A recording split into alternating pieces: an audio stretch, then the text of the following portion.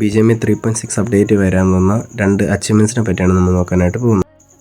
ഈ ഒരു അച്ചീവ്മെൻറ്റ് നമുക്ക് സിമ്പിളായിട്ട് തന്നെ കംപ്ലീറ്റ് ചെയ്യാനായിട്ട് പറ്റും. അതെങ്ങനെയാണെന്ന് സ്റ്റെപ്പ് ബൈ സ്റ്റെപ്പായിട്ട് കാണിച്ചു തരാം. അതിനായിട്ട് നമ്മൾ മാപ്പിൽ ഒരു ബെല്ലൈക്കൺ ഷോ ആവും. അപ്പോൾ ആ ഒരു ബെല്ലൈക്കൺ വരുന്നിടത്ത് നമ്മൾ പോയിട്ട് ആ ബെല്ലൊന്ന് നമ്മൾ റിങ് ചെയ്യണം. അപ്പോൾ റിങ് ചെയ്യുമ്പോഴത്തേനും നമുക്കൊരു ലൂട്ട് ക്രേറ്റ് കിട്ടും.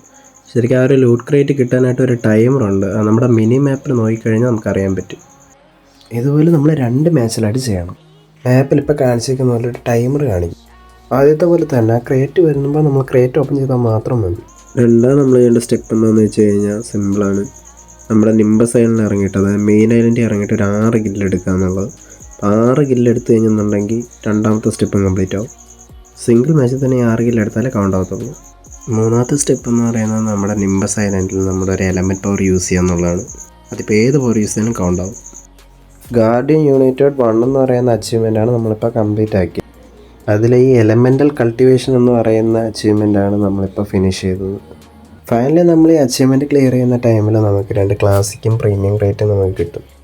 ആർക്കെങ്കിലും എന്തെങ്കിലും ഡൗട്ട് വീഡിയോയിലുണ്ടെന്നുണ്ടെങ്കിൽ ഒന്ന് കമൻറ്റ് ചെയ്തിരുന്നാൽ മതി. ഇല്ലാന്നുണ്ടെങ്കിൽ DMൽ മെസ്സേജ് ഇട്ടിരുന്നാലും മതി, ക്ലിയർ ചെയ്ത് തരാം. അപ്പോൾ ഇതുപോലത്തെ മോർ ടിപ്സ് ആൻഡ് ട്രിക്സും അതുപോലെ തന്നെ അച്ചീവ്മെൻറ്റ്സിൻ്റെയൊക്കെ എക്സ്പ്ലനേഷനെ പറ്റി അറിയണമെന്നുണ്ടെങ്കിൽ നമ്മുടെ പേജ് ഒന്ന് ഫോളോ ചെയ്തേക്കും. ഞാനെടുത്ത വീഡിയോസൊക്കെ നിങ്ങൾക്ക് യൂസ്ഫുള്ളായിട്ട് തോന്നുന്നെങ്കിൽ ഒന്ന് ലൈക്ക് ചെയ്തുകൂടെ സപ്പോർട്ട് ചെയ്യണേ.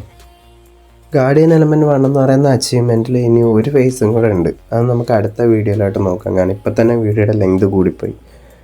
അപ്പോൾ അടുത്ത വീഡിയോയിൽ അതൊന്ന് നന്നായിട്ട് എക്സ്പ്ലെയിൻ ചെയ്ത് തരാം. ഈ വീഡിയോയിൽ എന്തെങ്കിലും കുറവുകളും കാര്യങ്ങളൊക്കെ ഉണ്ടെങ്കിൽ ഒന്ന് പറയണേ.